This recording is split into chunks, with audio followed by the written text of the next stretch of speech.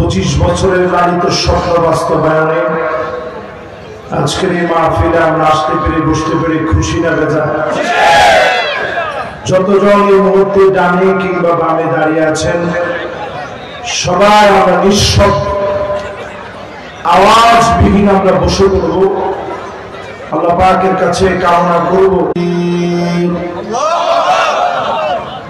اللهم إنا نشهدك ونشهد ملائكتك وحملة عرشك وجميع خلقك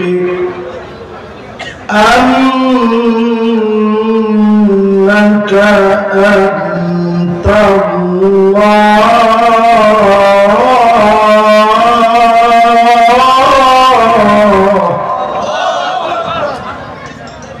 لا إله